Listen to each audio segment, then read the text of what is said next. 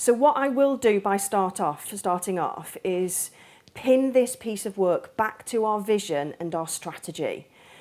Those of you who haven't read our strategy, and I hope most people in the room have, so this is towards an active nation. It's nearly 12 months old now, which is quite frightening. It was launched in May last year. It's really important that if you haven't read it, you do read it and see how this piece of work connects to everything we're trying to do. There's a couple of other important pieces of work that you've not had a look at. You may want to just have a familiarise. I'll talk about the government sports strategy, Sporting Future, which was launched in December 2015, even more horrifying that it's nearly 18 months ago, and the childhood obesity plan. So if you not have a look at those two documents, if you go into the Families Fund on the website, there is a hyperlink to read those documents. And you will clearly see, particularly with the childhood obesity plan, how this piece of work is fundamental to achieving the aims and ambitions set out there. And in fact, it's referenced. So really take time to have a look at it. So I'll do that bit. Then I'll hand over to Jen, who will talk around about who do we want to reach and what do we want the family funding to achieve in the first round. Carol will unpick about what are the challenges that we want to address through this fund, and we'll share with some of the insight, and we've come up with 4 key areas with specific challenges in those areas. I have a challenge to you in terms of organisation. So when you hear it, all this bit before we get to the coffee break this morning, I really want you to think, particularly this first round, is this fund for you to start off with? I've already talked about we want organisations who have a proven track record of working with families in disadvantaged communities. If that's not you at the moment, you need to really think, as in, is this fund right for me? Now, that's not to say in future funding rounds, we may have a different theme. But because of the reasons I've said we want to learn from everybody in this first round, that's why we're being narrow in who we're focusing on. We have had some organisations that have been really honest, and when we've got to the coffee break have said, do you know what, this is brilliant, it's great, but it's not for us at the moment, so I'm going to leave. And hey, I'm not offended by that, because it's a two-way process. He said, it's brilliant, we just need to go away and think about it. We may come in future rounds, but it's not for us. It's a 4-year programme, it's a 4-year investment, it's £40 million over 4 years. So just because this first round isn't right for you doesn't mean that future rounds won't be right for you. So that's my challenge to you, and really hold on to that throughout as we go through this morning's session. So in terms of the aims of today, just to cover this again, so I'll share with you our vision, our strategy, the objectives of the fund, talk about the insight and the audience, and obviously the process and the criteria. And again, the 4 bullet points, you can see what we want to learn from you.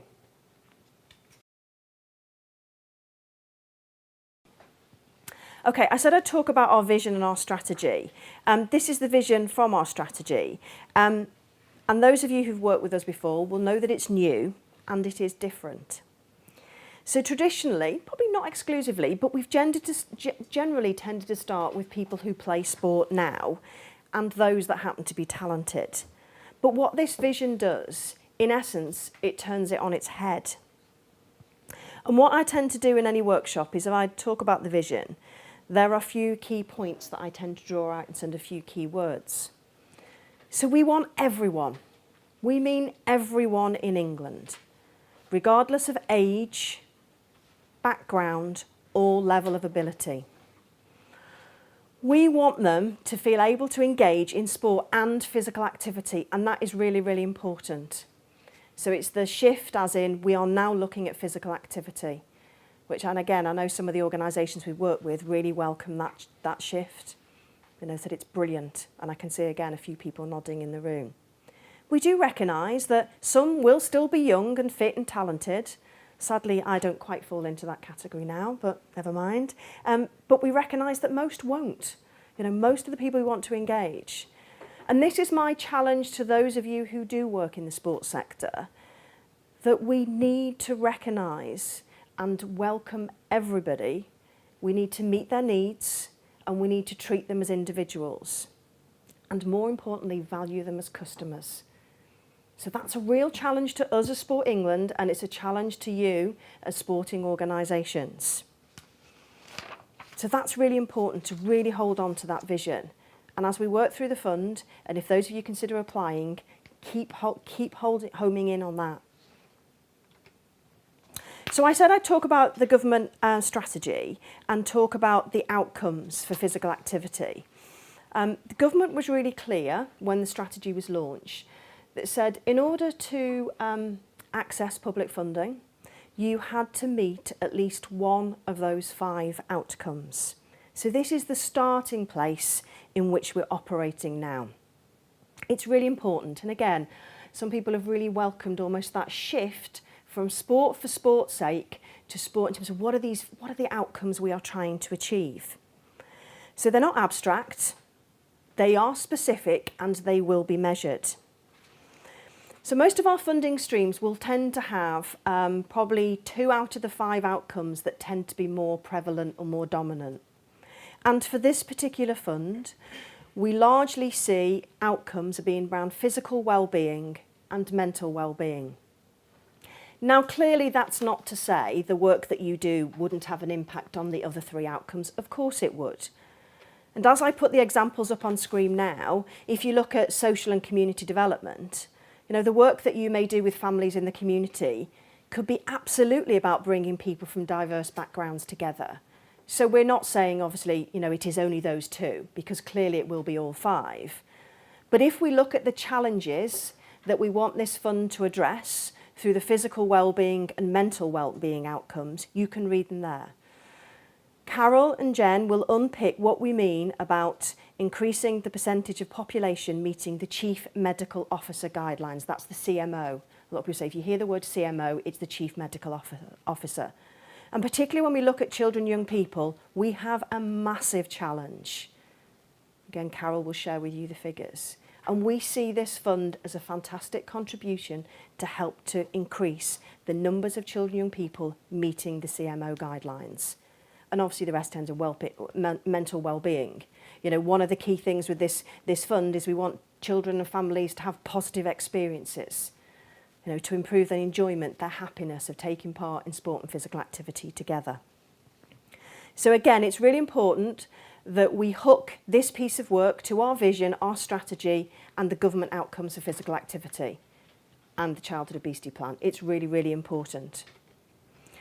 So again, I'll draw out some of the key themes. They are all in our strategy. I've already touched on the need to invest in sport for a purpose, not sport for sport's sake. We will unpick with you a bit more about behaviour change, about what we mean by customer focus, and indeed underrepresented groups. Those of you who worked with us before will be aware that the children and young people focus has now gone down to 5. It previously in our old strategy was 14. We did do some work, particularly the school games under 14, but now we're starting at 5. And we see the focus of this fund 5 to 15, but with a specific focus on children aged 5 to 10. Again, we'll share with you why we think that age group is really critical. But remember, it's a 2-way process. We're happy for you to challenge us on that as well. Clearly about wider partnerships, I already said what's been great about the workshops is we've met some different organisations that we've never even worked with before. We have a real drive on governance and efficiency. And again, if you're successful to be awarded lottery funding, you do have to meet the governance code for sport. And again, I've given you like a long list of things to read here. I do apologise, but it is really important. So again, if you've not had lottery funding before or not had funding from Sport England, please do read that. Because of the size of the awards, ranging from 50,000 to £500,000, we expect most organisations will need to meet Tier 1 of the governance code. But for exceptional circumstances, it will be at Tier 3. But if you get to that stage, we'll work with you anyway to understand in terms of what that means. I think it's really important that people view us now more than a bank. And what we mean by that, I think in the past, again, not exclusively, we've awarded lottery money, sent it out the door, got people to report maybe on a quarterly basis or a yearly basis and gone, oh, that's really good, fantastic, we'll keep putting the money out. Particularly for this fund, we almost want to be seen as an active investor.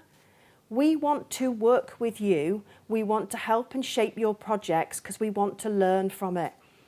Again, if we're to improve the sports sector and be more responsible and welcome anybody, regardless of age, regardless of ability, treat them as customers. We have to learn from the experts, the people that are doing it. So that's why we see ourselves more than a bank going forward. And clearly we'll have a new approach to measurement and evaluation. We used to have the active people survey, we now have active lives. And again, we're working with government officials and other organisations about how do we take that down to 5? How do we collect individual information from children age 5 upwards? We used to have the taking part survey. It was a sample of about 1,500. It was brilliant, but what it didn't enable us to do is to go down to local authority level. And if we get the active live survey right from 5 upwards, that's what we'll be able to do. The information we have will probably be one of the biggest surveys in Europe. It will be brilliant, the information that we'll be able to drill down.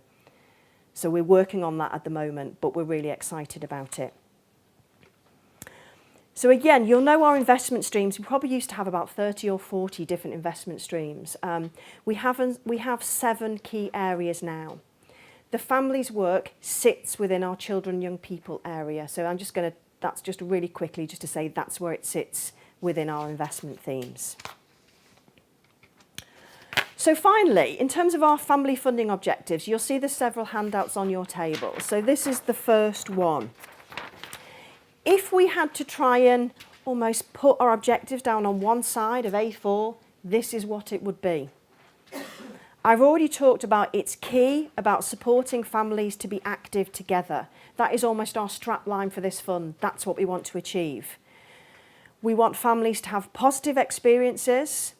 We want to tackle activity levels throughout the week. And again, we'll unpick what we mean by that. I've already said as to why we want to focus on children aged 5 to 15, but predominantly 5 to 10, and clearly about targeting families in lower socioeconomic groups to help to address inequalities. So if we had to summarise our objectives for the first round, that is it. And I hope most people agree in terms of that's the direction that we're going. Okay, I'm going to pause now. I'm going to hand over to Jen, who's going to unpick about who do we want to reach and what do we want the fund to achieve. I'm going to go through who we're trying to reach, give a bit more information about the scale of the audience, and also really try to understand what we're trying to achieve with this round of funding. To understand who we want to reach, we really need to think about our audience and what we mean by family. This often means quite different things to different people. So, as we can see here, a third of people in England live with a person who's 5 to 15. The dominant household composition is, as you can see, a 2-parent family. And 22% of people live in this family household composition. However, 7% live in complex multi-generational households, and 5% live in single-parent households. So we're not limited to a nuclear definition of the family. As Jane's already mentioned, the strategy as a whole is really customer-led. So we need to think about how the customer, and in this case more specifically the child, defines their family. So grandparents, uncles and aunts and carers. However, for the majority, we really expect that this will be about parents and their children being active together. Throughout the day we're going to use the term parents, but this can also mean grandparents and aunts and uncles and also carers. So thinking about scale, there are nearly 7 million children aged 5 to 15 in England. And as we've just seen, a third of people live in a household with a 5 to 15-year-old. So it's a really, really big audience. They do some sport and physical activity, and we know from taking part that the proportions of children doing some form of sport outside of school is up to 80%. However, they don't meet the Chief Medical Officer guidelines. According to the Health Survey for England, only 1 in 5 children aged 5 to 15 meet the CMO guidelines of being at least moderately active for at least 60 minutes every day of the week. Activity counting towards the CMO guidelines can be a number of things, including play, sport and dance. This infographic gives a little bit more information. So any bouts of at least 10 minutes count, and each minute done at moderate intensity, which is making you warmer and breathe faster, count as 1 minute. A vigorous minute, which is when you're out of breath and sweating, count as 2 minutes towards the 60-minute total. We want our funding to target an impact on families whose children are not achieving the 60 minutes a day. James mentioned the obesity strategy, and the strategy recommends that during the week, the 60 minutes is divided into 30 minutes delivered in school, So that can be through PE, active lessons, break times, and then 30 minutes supported by parents and carers outside of school time. Children, particularly those aged 5 to 10, are already likely to be doing 60 minutes a day at weekends, and especially on a Saturday. And parents are already likely to think that activity levels in school and PE are enough for their children. We're not just looking for weekend activities, we're looking to support parents or significant adults to increase their activity levels as a family throughout the week and outside of school time. We want to build in activity throughout the course of family life, so it's not just going to be about going to an organised activity here or there, it's going to be something much more integrated. So approximately 1 in 3 households with children are in lower socioeconomic groups. Numerous data sources suggest that children from families in lower socioeconomic groups are less active. The Taking Part survey shows that children from higher socioeconomic backgrounds are much more likely to take part in sport than those from lower socioeconomic backgrounds, and again that's particularly relevant to those at the younger age group of 5 to 10. Across our funding, we want to learn what works with families from lower socioeconomic groups and what doesn't work. But what do we mean by lower socioeconomic group? This is often quite a nebulous concept. Our definition is based on the combination of factors here. So we've got income, employment and education, and those are factors that have the greatest impact on life chances. So in terms of income, by this we mean households where income after tax and national insurance is less than £2,100 a month. In terms of employment, long-term unemployed or have never worked, or people in routine or semi-routine occupations such as shop assistants, hairdressers, bus drivers, waiters and cleaners. For education, we mean those people whose highest educational attainment is GCSE or equivalent, or people in apprenticeships. So we're not just talking about families at the lowest end of the spectrum, with those who are unemployed, no qualifications and living in poverty. They are a part of this group, but we're also thinking about ordinary working families and families who sometimes struggle to make ends meet. We know that places can help us identify areas where there are a higher proportion of people that we're trying to target. To help us find these places, we use the indices of multiple deprivation and focus on the top 5 deciles in our investment approach. Income, employment and education are 3 component parts of the IMD, so there's a clear link, but place is only a starting point, and it's important to still identify the relevant people within these places. We also want our funding to address inequalities that exist in physical activity, so you may also want to consider how you cater for other demographics. For example, girls in families from lower socioeconomic groups do less activity than their male counterparts. So we've said that we're customer-led, and our research indicates that the greatest appeal in family activities is more likely to sit in primary school-aged children. As they get older, they're much more interested in peer-to-peer activities. We expect funding will mainly reach these 5 to 10-year-olds, as the family unit is much more important at this age. But we won't exclude anything that can successfully attract older children, as we found that families often really struggle to cater for a range of ages.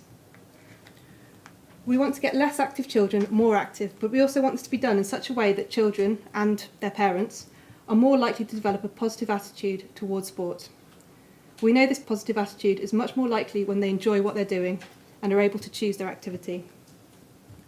Children who have a say in what they do tend to be more active. So where we invest, we want children to be really involved in the decision making. We know that this ability differs across the age ranges, but this applies even when parents or other adults are the main decision makers. If you want to have a look at this handout, this is going to give you a bit more information around these concepts here. So recent qualitative research that we've done has really given us an understanding of how families view physical activity. So children and parents tend to frame the way that they're active, not necessarily as sport or physical activity, but in these ways. So we've got weekend and after school clubs, getting out as a family, getting around, PE and free play. To give you a bit more information about those, so weekend clubs are generally the most salient and dominate families' routines and mental bandwidth. Parents and children often see these as aspirational, and they're activities that are organised, and often there's a pressure to perform. This is an area that's already really well served, and not an area we're targeting in this round of funding, and PE is something that's out of our remit. We see more opportunity in the other 3 spheres that families have identified. So a bit more information about these 3 spheres. Free play It's autonomous, freely chosen behaviour, which research has found to be innately more motivating. There's also a link with positive behaviours in terms of child development, such as conflict resolution, and children also have control and can make up their own rules and use their creativity. It appeals to parents who actively want kids away from their devices and to be real children. Parents feel that there are a lot of reduced opportunities for free play, especially compared to when they were young. In a world of 24-hour news, there's a culture of fear and social judgment when parents let their children out to play freely in the streets. So getting out as a family, it has quite a few short-term rewards, such as enabling children to let off steam and wear them out. It also gives the family to catch up in a relaxed setting. Parents can pass on life skills and knowledge, and it can have long-term benefits in terms of creating shared memories. However, at the moment there are limited options beyond swimming, walking and cycling, and these paid-for activities can often feel like expensive extras. In terms of getting around, examples include walking, scooting or cycling to the park. These can be really motivating for children through gamification, and pester power from children can often be powerful motivators for parents, and as can parents' own fitness goals. However, unpleasant routes with road safety risks can be really off-putting, and walking can sometimes feel a bit pointless. So much of the current provision is around weekend and after-school clubs and is aimed at children taking part with peers. This is working really, really well, and we're not seeking to undermine this type of supply, yet we see a gap in provision around families taking part together. There's a really big opportunity here if we can get this right and take some of the positives from those three areas I just talked about and making them easier, more accessible and more embedded in the family as a whole. We know that parents and other significant family members have a really strong impact on their children, much more than they actually think that they do. Parents are often the first people to introduce and initiate children into sport, and their behaviours towards sport and physical activity influence the attitudes and participation of their children. Parents also have a more indirect impact, as do siblings. Children will copy and imitate what they see and hear, but they don't necessarily understand why. At the youngest age, that means modelling behaviour is really powerful. Helping parents to demonstrate this behaviour could, for example, take the shape of increasing the getting out of the family activities. But equally, it could be about giving parents inspiration as to how to take part with their children in their own time. There's also a gap in stimulating demand. Providing activities or supporting families gives families opportunities to be more active, but we also need to consider raising awareness amongst this audience who may not know about their children's activity levels or the benefits of physical activity for themselves, their children or the family. Okay, so I'm just going to summarise this session really, really briefly, and then it'll be over to you, just to have a quick discussion. So what we started off by doing is just, some people might say, well, you've actually contradicted yourself here. But I do think it's important in terms of just looking at the typical household. So actually, in terms of 1 in 3 people do live in a household that's home to a 5 to 15-year-old. And you can see that 2 parents is still probably, takes up the biggest combination. But remember, 2 parent doesn't necessarily mean mum and dad. It could be parents of the same sex. So typical composition. But then we went on to say, but of course, if we're thinking about the children as the customer, then it is whoever they see as their family in its broadest sense. But I still think it's important to look at general household composition. Then what we did obviously is then root it back in terms of the challenge that we face about children not being as active as they should be. And it is a massive challenge. 1 in 5 children do not meet the Chief Medical Officer's guidelines. It's pretty frightening, really.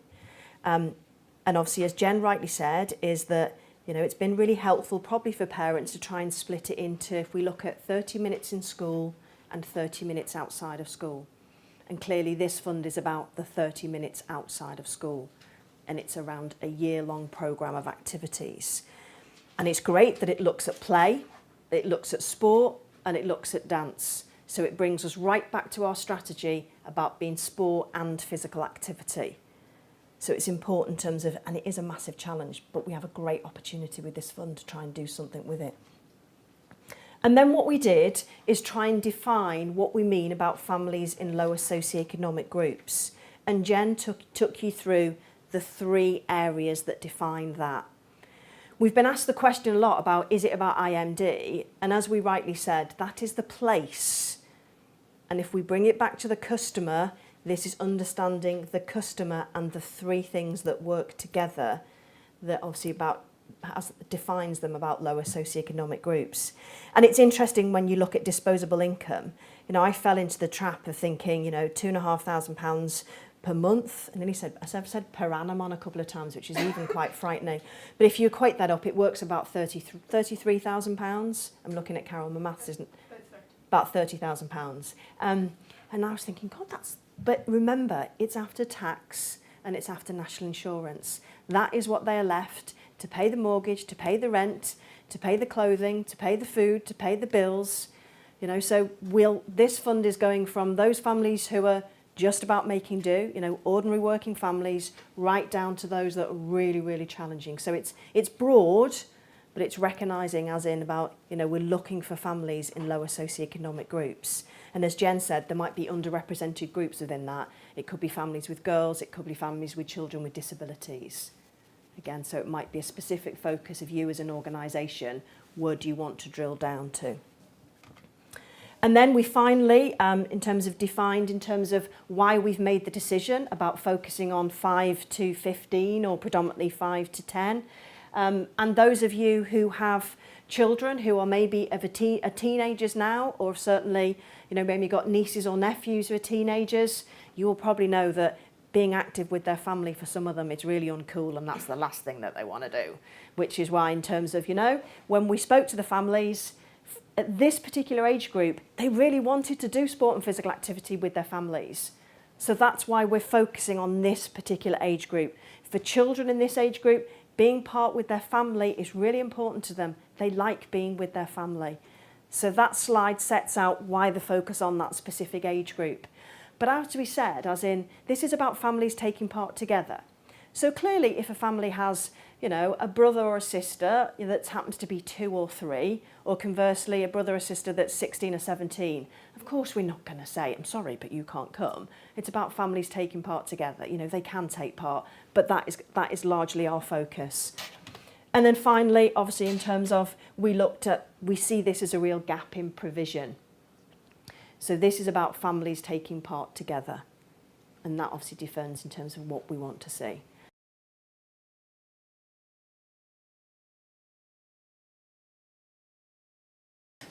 So what I'm going to talk about now is some of the challenges that we've identified through our research.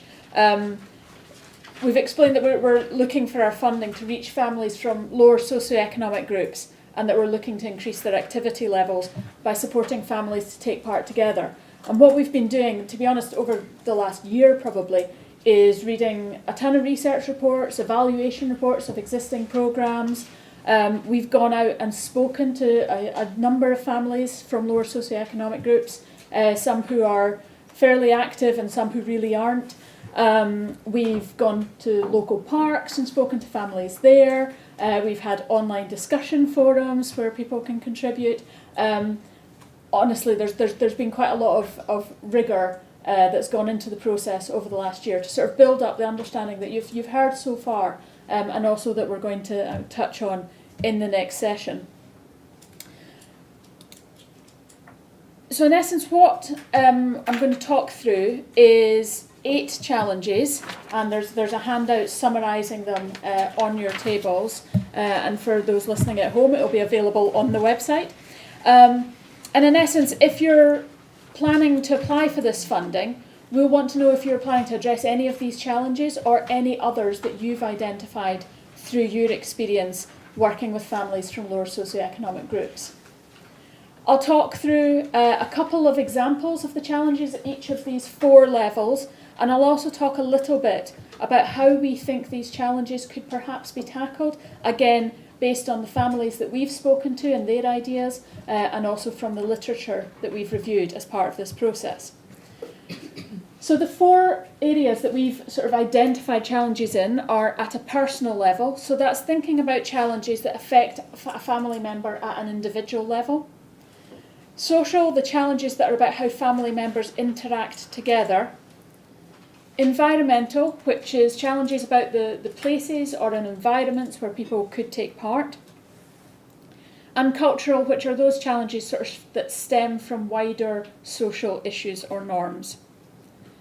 And in thinking about the challenges and our audience and their behaviours in this way across these different 4 areas, it helps us think about the different levers that we can push and pull through our investment. And when we look at the entire portfolio of investment that we're going to put together for our families' funding, we'll be looking at things that hits across these different areas in these different ways. So that it's not about finding one of these challenges and just trying to focus on solving that. But equally, we're not expecting any individual project or area to sort of tackle all of them. But it's more about identifying where you as an organisation might have a role to play in tackling some of these challenges that we've identified, or as I say, if you've got some additional ones that you've identified from your experience, we're absolutely interested in hearing that as well. So if I move on to the first challenge, which is in the sort of personal sphere, this is about the attention on ability and the impact that that has on enjoyment. So in essence, when we think about how we spoke, when we spoke to families and when they talked to us about sport and physical activity, a lot of it was viewed through this lens of being good or not. So families talked in quite sort of straightforward binary terms of sporty or not sporty, good or not good. And some of that comes from a few different sources. Parents obviously understandably take pride when their children are good at something. But equally we heard them sort of the other end of the spectrum as well. We had a mum who was speaking in front of her 5-year-old daughter saying, oh, she's just like me, she's got 2 left feet, can't kick a ball. We also know that in some of those other environments that Jen touched on earlier, PE and weekend and after school clubs in particular, there's a tendency to praise skill, to reward and recognise people who are good or better than others. We hear from students as well, once they hit secondary school age, they're very much prioritising things that they're good at. That's what they see as what they should be doing. That's what you should make time for. The things that you're good at, especially when there is then additional pressures on your time. So all of this emphasises the value of being good, and that starts to narrow the ways of being active in children's and families' minds. It reduces the value of being active and taking part in physical activity or sport for different reasons. And we know that ability itself doesn't sort of stand alone. It's not just about any sort of objective measure of competence. That absolutely how good people think they are is really, really important. That has a big impact on their confidence levels. And that's all interrelated with how likely children are to take part and also their enjoyment levels. We know that if a child expects to be good at something, they're more likely to then enjoy the experience as well. And where they don't see themselves as good, where they feel pressure to perform or start to doubt their ability, that's the circumstances where their confidence, their enjoyment and their likelihood to take part can suffer. And we know that this element has a gendered focus as well. So girls have been reported to have lower levels of motor competence than boys, and they've certainly been seen to have lower levels of perceived competence. They're more likely to doubt their own ability or say they're not as good at something as younger boys. And we can argue where this comes from, whether this sort of nature or nurture, whether this is about how children physically develop, or whether it's about boys being more likely to be encouraged to run outside and play and be more active.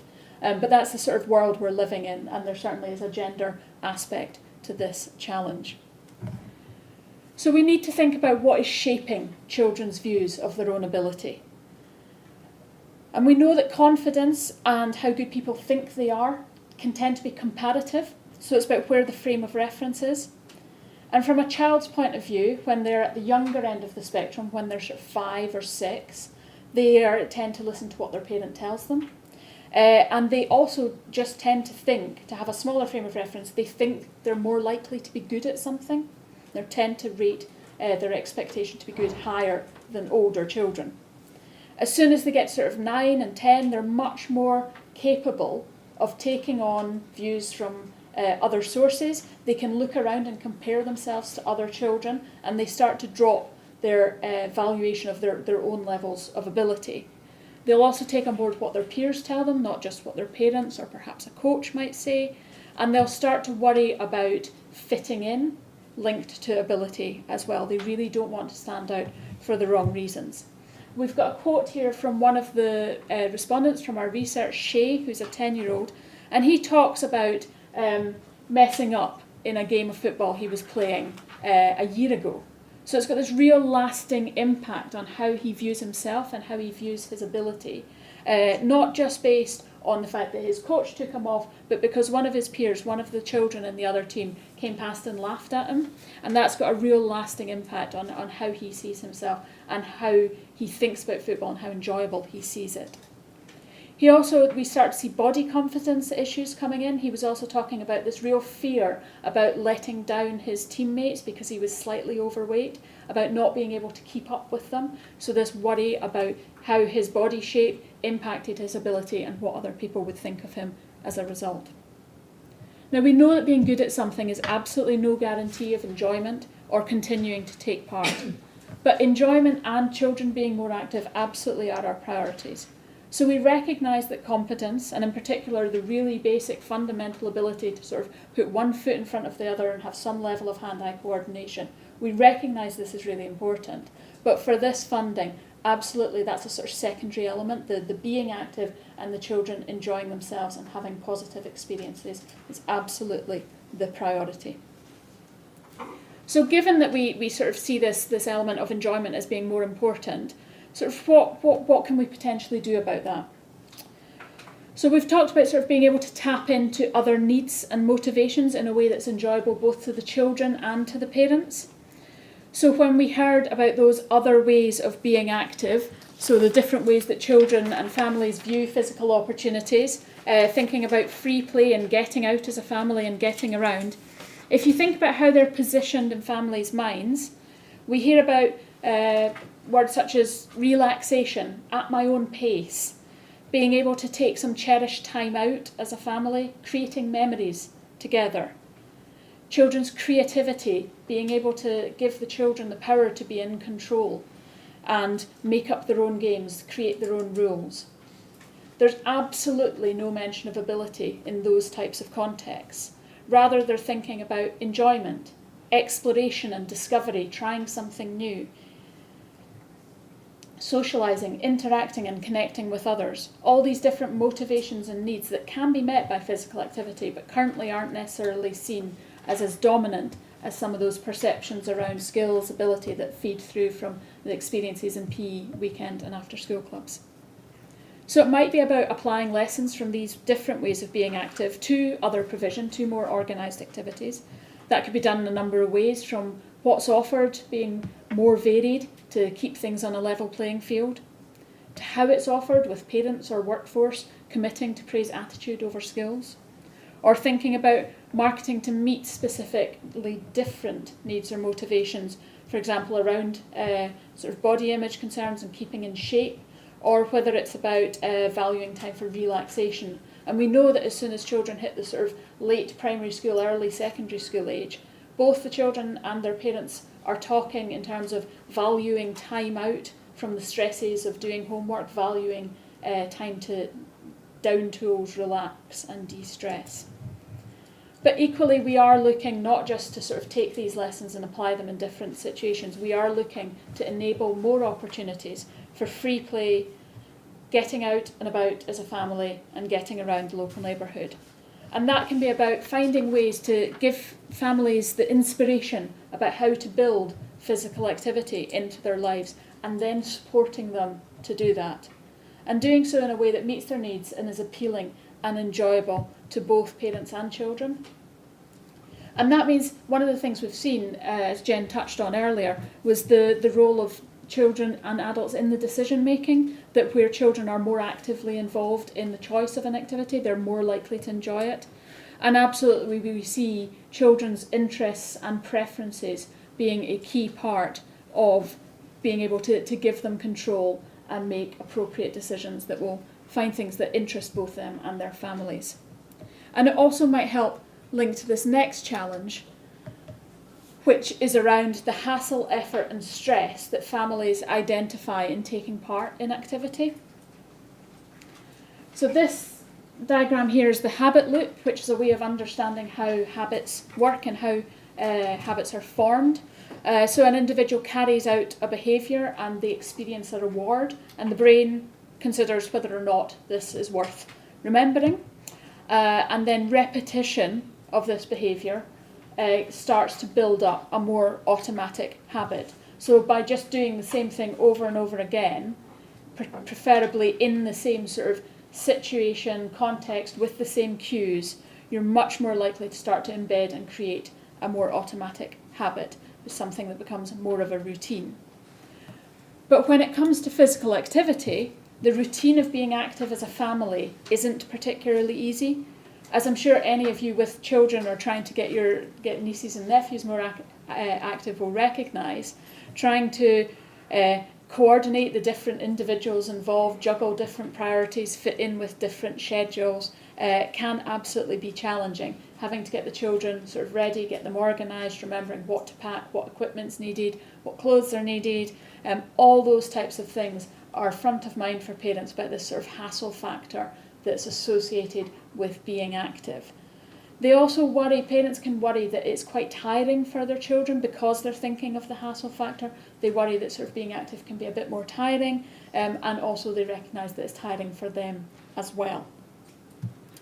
The rewards associated with physical activity can be undermined. For example, if the environment's too strict, where there's too many rules to follow, where going back to the previous point around ability, if the more gifted or more talented children are seen as being favoured or prioritised, these types of things can all undermine the value that parents can place on activity and start to disrupt this habit. And habits can be disrupted by really, really small things. So anything like a school bus running late or someone having to work a little bit late. And as soon as you're trying to juggle different people and different priorities and have them involved together, all those types of things just become a little bit more challenging. There's a lot more options and opportunities for this loop to be disrupted. And anything that's sort of a bit easier, that sort of smooths the path, that makes it less stressful, absolutely can displace the sort of physical activity, a more active option. And so anyone who's got experience in sort of being able to smooth out the hassle factors, whether that's about giving effective communication and easing the sort of, this is what you need to remember at this point in time, before, during and after, those types of things. All those ways of anything that sort of strips out the hassle factor, makes it easier for parents, for the children, that is absolutely something we'd welcome ideas to address. And one of the things I talked about earlier about children being involved in decision making, giving them more power and control where it's sort of age appropriate in a way that reduces the hassle factor for the parents, is something we've seen have some success in other areas. Now, if we move on to the challenges at more of a social level, Jen touched on before how parents have an influence, both directly and indirectly, on children's attitudes and behaviours. So it can be very direct, such as giving them access to very specific opportunities, but equally, indirectly, how a parent acts and behaves has a really important impact on what a child sees as important, what they place value on, and therefore how they behave. And we know that children are more likely to value or enjoy the things that fit with the views and behaviours of significant other adults in their life, and their parents and sort of siblings as well fit into this.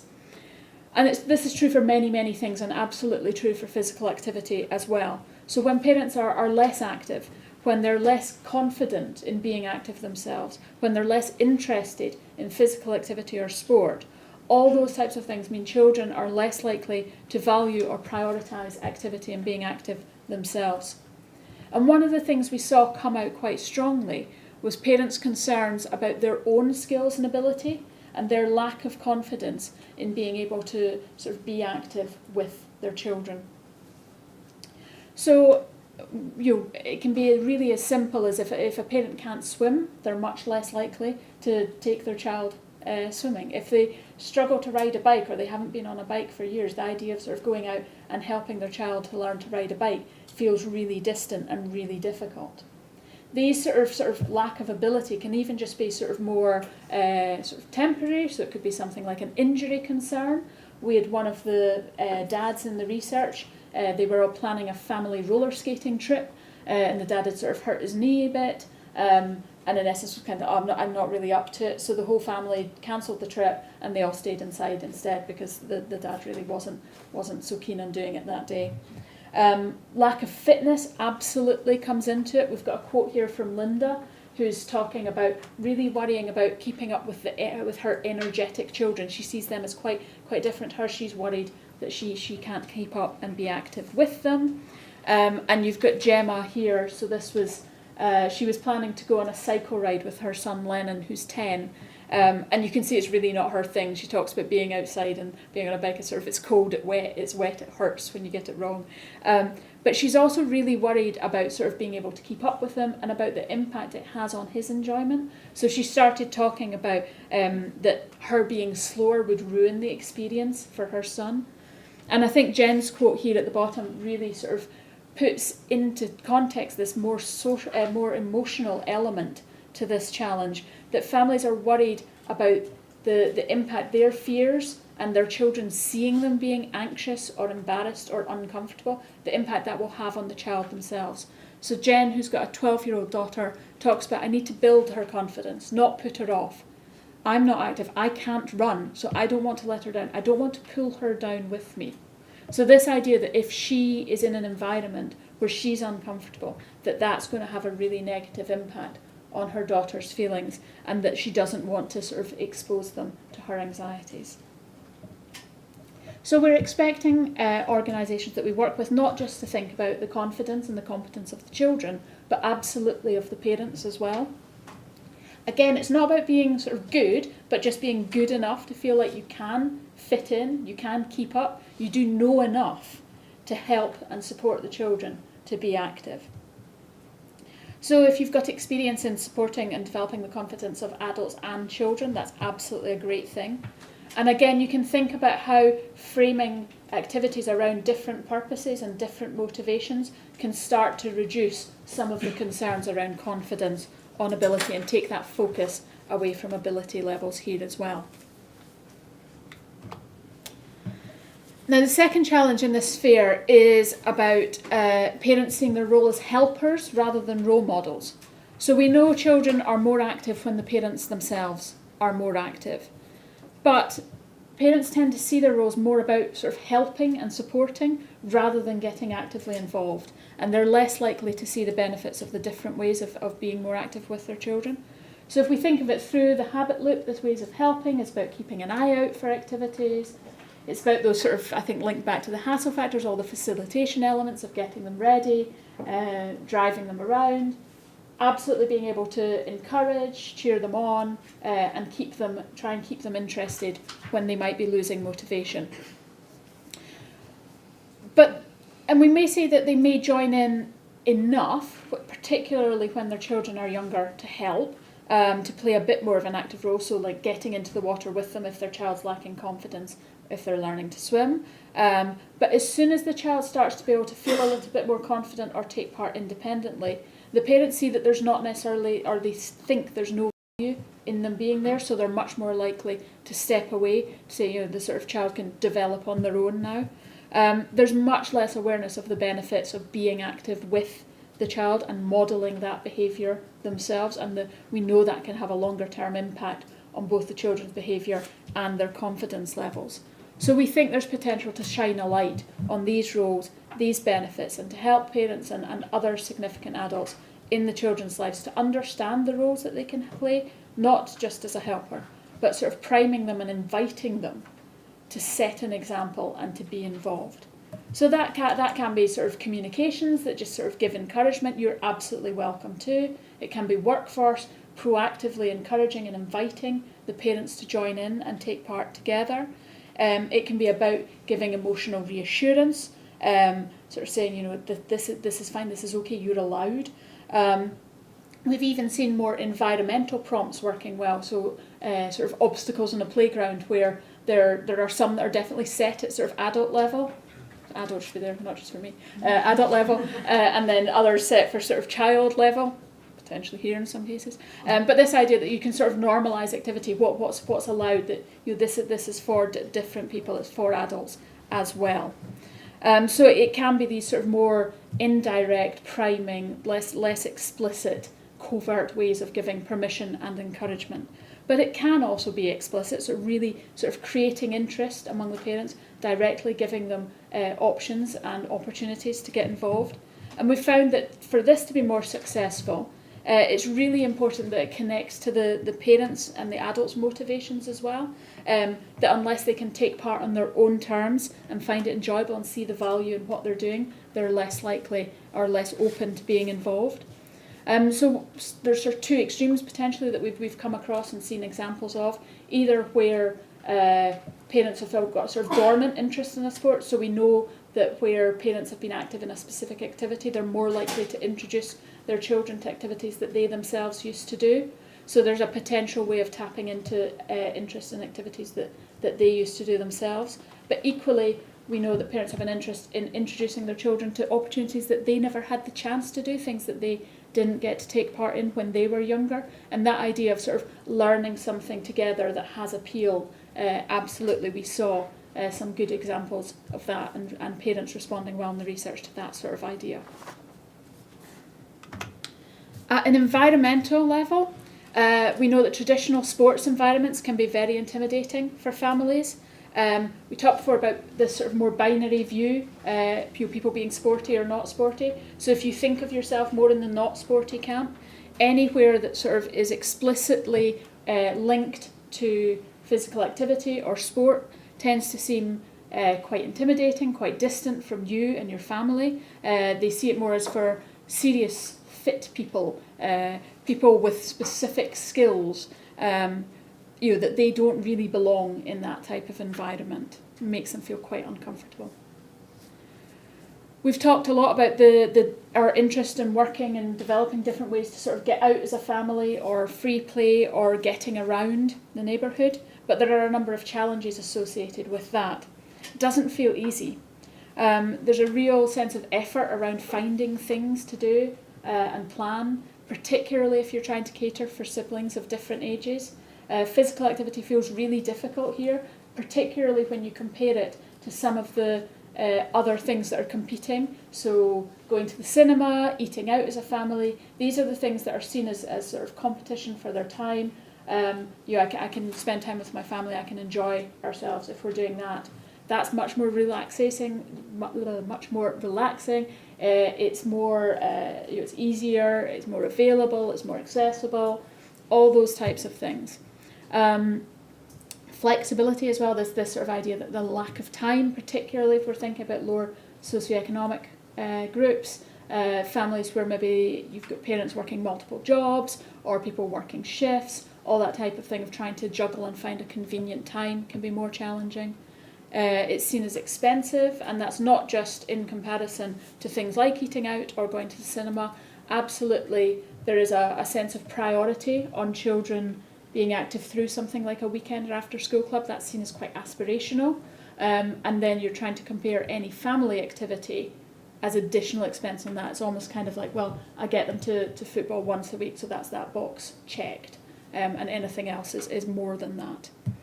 And then finally, risk. We absolutely know this sort of 24/7 news culture means sort of dangers from strangers, from other adults, from older children is really quite front of mind. We've got Linda here who's checking her police update every day, which actually really worries me. But we're also thinking about safety risks from traffic, from busy roads, generally seen as quite different to when the parents were themselves children. So again, Linda's saying, my parents wouldn't have been so bothered, they didn't know. So this idea that she's more informed, she knows more about what's going on, and that is a dangerous environment out there. We even had parents who talked about going to the park and just saying, it's really, really stressful being in the park because you have to be vigilant all the time. So that's the sort of mindset that we're trying to address. So we're looking for organisations who sort of work and reach non-traditional sports facilities or places, anything that's about sort of families' local environments, places they already spend time or are already familiar with. Anything that's sort of more everyday ways to be active, absolutely is part of our interest. So thinking about sort of in-home, thinking about local urban environments, as well as sort of parks, children's centres, things like that. We know there are some good practice examples from woodland and other outdoor types of areas where parents talked about the ease, where you get route maps, you get told whether you're better going this way round or that way round for a hill for the buggies. They talked about sort of thinking about signposting and the information available. All those types of things made it seem more accessible, made it seem easier, and started to make them feel that these were safe spaces that they could spend time with their families in. We also know that anything that sort of creates a little and often approach is good, and it also works well with children's natural behaviours, particularly at that lower end of the age spectrum, where you're talking about sort of shorter attention spans, short bursts of energy. So absolutely working with the natural behaviours of children and not against them. So anything that sort of turns out and about into a more automatic way of being active, sort of games for children to look out to collect, to be interested in, all those types of things seem to help make local neighbourhoods more appealing potentially. And then finally, at a cultural level, we found that activity levels for children really lacked salience. So when parents were thinking about their responsibilities in relation to children's health, food absolutely dominated the discourse. So the sort of 5-a-day messaging, healthy school meals, all those things were more front of mind. When we sort of prompted them with the idea of sort of about an hour a day, that felt about right. They were quite sort of comfortable with that, but they sort of disassociated with it in terms of their sort of responsibility. They thought they were probably active enough already. Some of that was linked to that sort of hassle factor around the weekend and after school clubs. They were counting much more time in their heads than they were actually being active. Also, sort of they're thinking about trying to fit something else in. They're thinking about another organised activity with the driving and the juggling of scheduling of organised activities, something sort of lengthier than maybe just a sort of short 10-minute bout of activity in a morning or evening. Absolutely looking to schools as well, thinking that they're going to be more active than they are during school time, particularly primary school children. And then when you get to secondary, sort of schoolwork and actually having downtime and relaxation are sort of seen as legitimate priorities for children. So again, sort of physical activity tends to sort of go by the wayside. They're less likely to think that you can be active and have downtime at the same time. So there's definitely a role to increase awareness of the childhood obesity strategy recommendations that we've talked about, that 30 minutes outside of the school day during the week, 60 minutes at weekends for parents. And we definitely want our funding to start to help parents to understand being active as a wider range of things. But we know that just telling them and raising awareness on their own isn't going to be enough to change behaviour, that they need sort of suggestions and ideas of simple steps, inspiration and easy, achievable ways to sort of be more active and get that 30 minutes.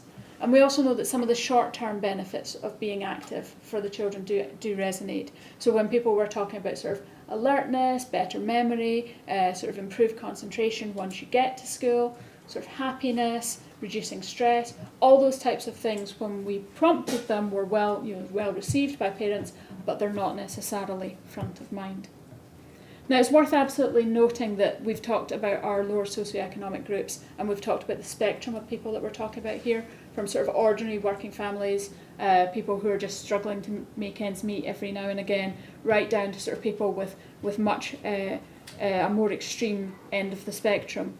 And we know that they also can have wider concerns and issues going on, and physical activity and good parenting isn't necessarily front of mind.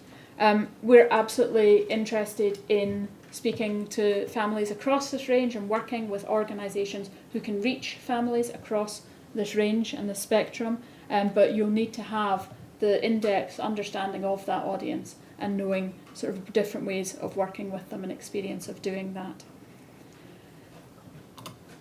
A final challenge is around gender stereotypes. And we know that from an early age, children can pick up on societal expectations around certain sort of activities or sports that boys and girls should do. And that can limit the range of activities that they enjoy. And we saw a lot of this coming sort of with parents either overtly influencing or subtly reinforcing their children's involvement in more stereotypically gendered activities. So as I've said before, we know parents are more likely to introduce their children to activities that they themselves did, which can sort of propagate gendered sports activities over generations. But also some of this was very much linked to a desire for their children to fit in, to develop socially and grow in confidence. So we've got a quote from Lucy here who says, she was always going to make her son Levi do football. I don't care if he likes it or not, all boys should do it. It gives them confidence and something to build from with other kids. So this idea of sort of really fitting in and sort of using sport to do that was quite a sort of gendered view. And so there's definitely the impact that this has, and it filters down to the children. You've got Lennon, age 10, who's talking about, I like dancing, but I wouldn't tell my mum, no way. So absolutely a role to open up children's and parents' eyes and minds to the sort of range of options available. And we know that, for example, something like diversity on Britain's Got Talent has started to shift the associations with boys and dance in particular. But there's certainly something to do here to listen to the children, to hear what they're saying and what their interests are, and responding to that. Okay, what I'm going to do probably for the next 15-20 minutes or so is just run you through the application process. Now you might think, gosh Jane, why are you only spending 15 to 20 minutes on, for some of you probably is the most important thing. We see the most important thing as understanding the insight and understanding the challenges and really challenging yourself, is this fund right for you? The application process and what it will entail will be on the website anyway. You know, the expression of interest form, frequently asked questions, everything you need. But I'm just going to run through it really quickly. And particularly draw your attention in the fact that the timeline has changed. Yes, now some of you may have picked this up because we refreshed it on the website yesterday. The reason for the change is because obviously with the general election being announced last Tuesday, and we as an organisation are now in PERDA. If you've not worked with us before, that means obviously because we are an arm of government, any new funding round we cannot launch during the time we're in PERDA. So unfortunately, we have had to move the timeline. So I'll run you through it really quickly. So the expressions of interest will open from the 22nd of June. Now some of you may think, gosh, that's a real long time. It's actually not far off when we think about it.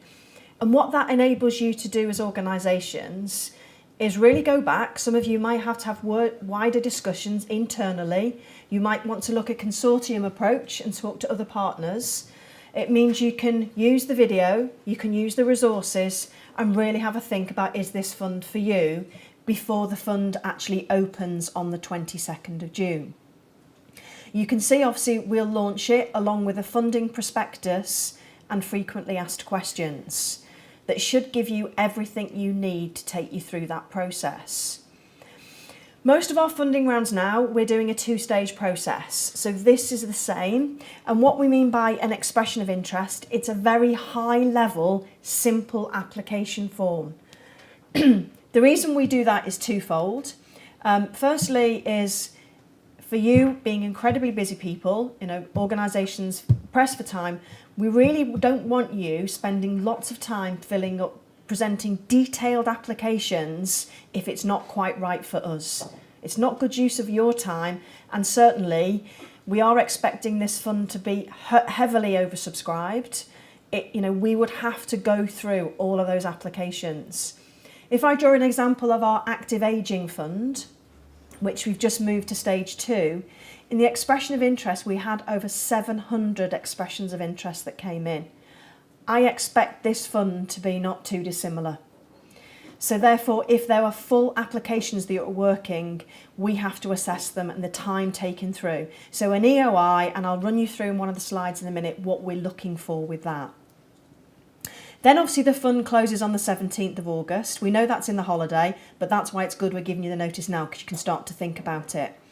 And then we will assess them. It's about an 8-week window between in terms of fund opening, fund closing, and then 8 weeks for us to assess it. And then what we'll do in October is we will select organisations that we want to take through to stage 2. And what that means is we will then expect you to work up a more detailed lottery application. And clearly, obviously, if you're not successful, we will let you know in terms of the reasons by that and give you some feedback. Then obviously we'll work with stage 2, and that comes to more as being more than a bank, an active investor. We will work with those organisations to really develop some brilliant submissions. We need to work through the dates of that, and then obviously hopefully by December, January, we'll make all decisions. That's not to say if your project is pretty fantastic and we really want to work with you and it looks really exciting, there is an opportunity for us to fast track through that. So most people will follow this timelines. There may be some really good projects that we think this is really up our street that will be fast tracked through this process. But at least you're all aware in terms of the timeline we're looking at. So again, we are where we are. We were hoping to launch on the 19th of May. We're about a month later now. So at least I think it gives you more time to really think about an application rather than thinking the 19th of May is probably only 3 weeks away. Oh my God, I've got a lot to take in by now. So it gives you time to really have a think about it. So in terms of the facts, again, it's all on our website, so I'm not obviously putting anything new up here. I've talked about this morning, our anticipated award range is from £50,000 to £500,000. That's not to say that we wouldn't consider anything under 50,000 or over 500,000. Clearly, we are looking, I've talked about, and Carol's talked about the scale of the challenge. So we are looking for projects that can present scale, but there might be some you say we actually don't need. We need a small bit of activation money because we're part of a wider local authority housing association that we can bring some more to the table. We just need this little bit of funding to activate it. So we would consider that. And conversely, for something that is pretty exceptional, we could consider going above £500,000. But it would have to be pretty exceptional, and it is probably the exception rather than the rule. Project length, generally up to 3-4 years, the duration of the programme.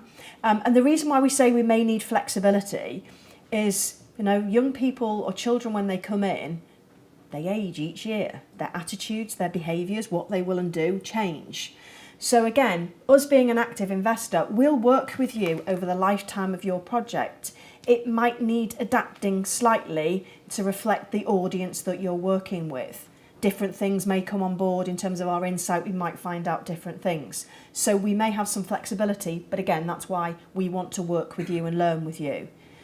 But conversely with that, if a project isn't working and it comes down to us in terms of being more smart, in terms of what we're thinking about how we invest, if it's really not working and we've tried all forms of mitigation, we will stop the project and say it's really not working. But again, we'll have that open and honest discussion with you.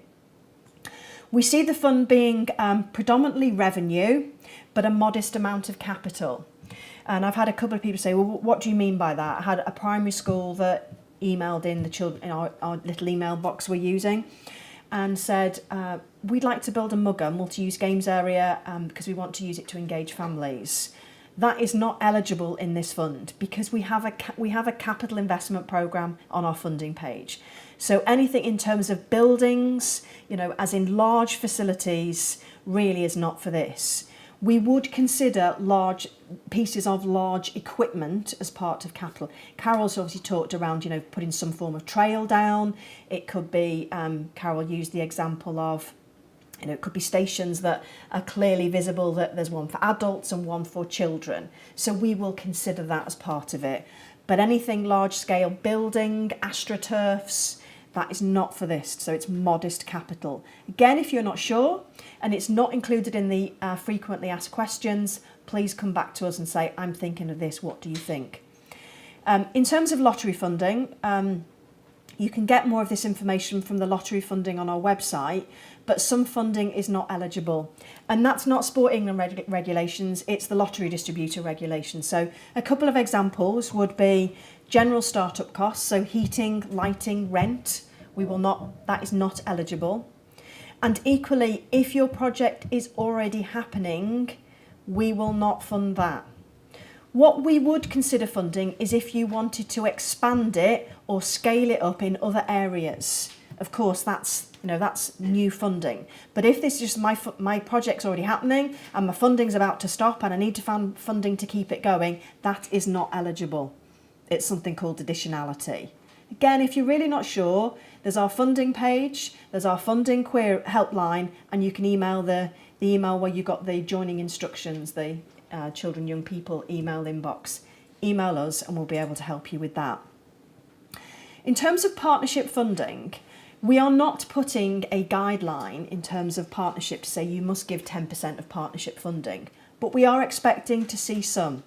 We really see that shows commitment to a project. It can be in cash and it can be in kind. But again, we are not expecting to say it must be 10%, it must be 20%. We are more likely to ask for that if you get through to stage 2, because we really need to see that. Stage 1, we just want to know about your project. Is it great? What are you thinking of? But it's worth bearing that in mind if you think I am probably likely to get to stage 2. You do need to bear that in mind.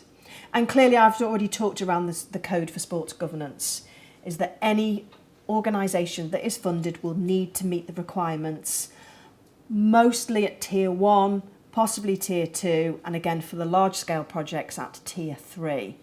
But again, if you get through the stage 1 in EOI, we will talk to you about which stage and what you need to do. We'll work with you an action plan to make sure that we achieve the code for governance, so it doesn't come down and say you must meet it now. We recognise that lots of charities, different organisations, about how you made up. We'll work with you to develop that. So in terms of the EOI, and we're working on this at the moment, this gives you a bit of a broad, high level in terms of what we're looking for. So clearly we've talked about your audience. We talked about families, but are there any specific type of families that you really want to focus on, particularly those in lower socioeconomic groups? Is it families with girls?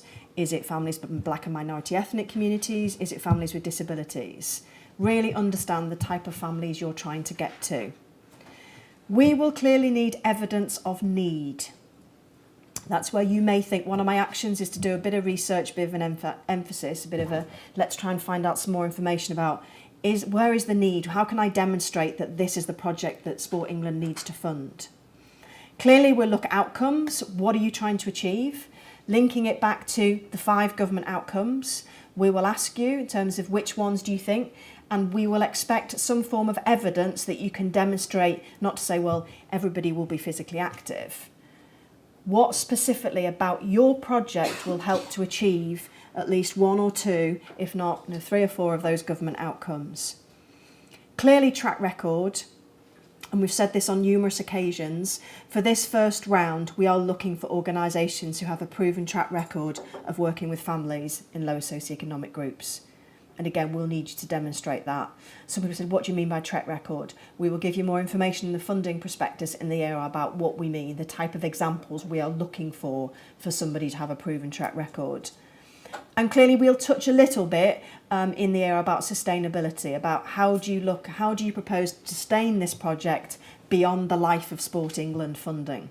So it's worth thinking about that now. And clearly, again, if you're lucky enough to get through to stage 2 and awarded, because you are working with families, with children, young people, we will have a commitment to safeguarding. That will be an award condition that we expect any organisation now who works with children, young people to have that commitment. So in terms of KPIs, whenever there's public investment, obviously there has to be some form of accountability. And that comes through probably, again, if you refer back to our strategy, there are 3 KPIs that we see this piece of work having a real contribution to. So KPI 2, about a decrease in the percentage of people being physically inactive, because obviously this is about adults as well as children and young people.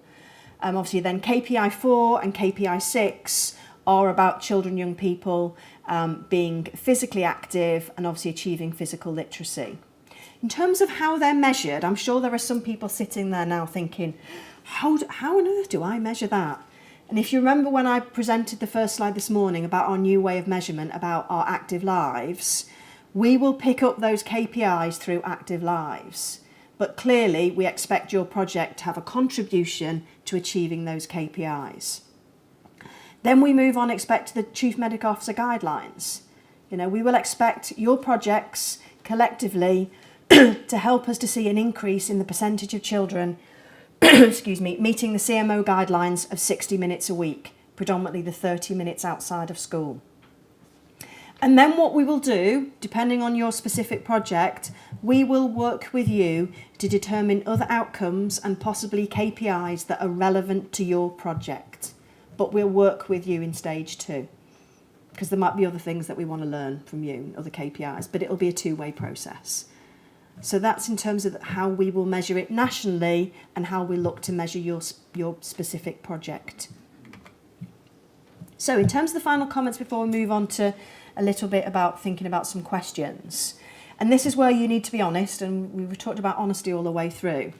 There is no right way to answer any of the questions on the EOI. This isn't a test, this isn't you've got to pass it. It's about really thinking about what we're asking and does your organisation meet the criteria. We want you to be honest and we want you to be open. Tell us what you don't know and what you are looking to learn from the process, because it is a two-way thing. You may want to learn as organisations, we want to learn with you. And please don't force your ideas into something you think we want to hear about. The very first workshop, we had organisations that were thinking, I'm doing this, I'm great. Do you know what? If I could mould it and shape it and we'd fit that criteria. Now, it may be right, but generally if it's not, then, this funding round probably isn't quite right at the moment. And as I've said on more than one occasion, that doesn't mean to see in the future we might have a different focus. The next focus might be actually on ability. But we don't know that yet, and we haven't determined when the next round will be. But really, I implore you, please don't force your ideas in something you think that Sport England wants to hear about. You need to really think about it. And as I've said, we expect a lot of interest in that. In terms of people trying to book on workshops, tells us that. The questions we're getting in the email inbox. So you need to think about what stands out about your idea and your project that makes it compelling. The first question is like to say, tell us about your idea and your project. When the assessor reads that, it's got to absolutely jump out on the page that they think, this is brilliant, I want to read on. Of course they'll read on because they're assessing the whole EOI. But think about it. What stands out? What makes it compelling? How does your project achieve the outcomes, the challenges that we've set out for this piece of work?